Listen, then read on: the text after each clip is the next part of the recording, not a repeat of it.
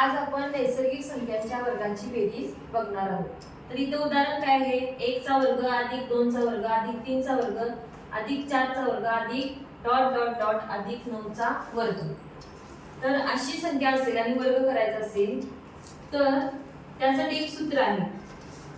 नैसर्गिक संख्यांच्या वर्गाची बेरीज काढण्यासाठी एक सूत्र आहे। तर ते सूत्र कुठले आहे बघा, n कंसात n अधिक 1 कंस पूर्ण दुसऱ्या कंसामध्ये 2 गुणिले n अधिक 1 कंस पूर्ण भागिले 6। आता बघा त्या उदाहरणामध्ये शेवटची संख्या कोणती आहे रे?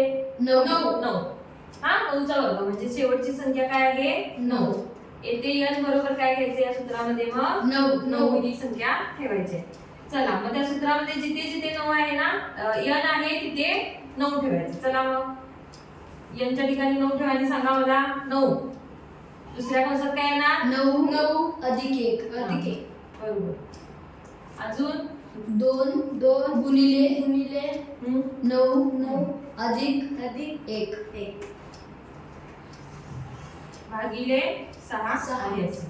आता बघा ही क्रिया सोडवताना जे कंसात क्रिया आहेत त्या काय करायच्या आहेत, पहिला सोडवायच्या। आता इथे 9 आहे असे बाहेर येणार, कंसामध्ये काय आहे? 9 अधिक 1 किती होतं? 10। आता इथे कंस आहे, गुणिले। कोणतं चिन्ह असतं? गुणिले। बरोबर, हुशार आहात तुम्ही। 9 अधिक 1 किती होतं? 10। या दोन्ही कंसाच्या मध्ये कुठले चिन्ह गुणिले। असतं? गुणाकाराचं। आता सांगा बघू, 18 18 अधिक 1 19 भागिले 6 आता सांगा भागिले 9 किती होता? 90 90 गुणिले 19 म्हणजे 6। किती येतं? क्या करा सर्वांनी? 90 1700 भागिले 6 हा भागाकार करायचा मला। सांगा 1700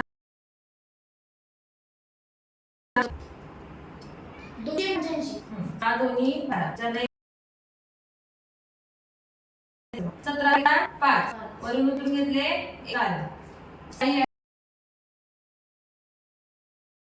घेतले 6 म्हणजे 30। सांगा ना रे, शून्य आली उत्तर भागाकार 285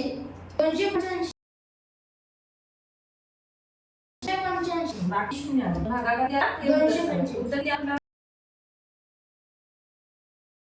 तर 1 पासून सुरू आहे म्हणजे 1 चा वर्ग आणि तुम्ही कोणतीही संख्या घ्या शकताय, 1 चा वर्ग 2 चा वर्ग प्लस 3 चा संख्या किती आहे? 15 चा वर्ग। संख्यांची करायची आहे वर्ग। हो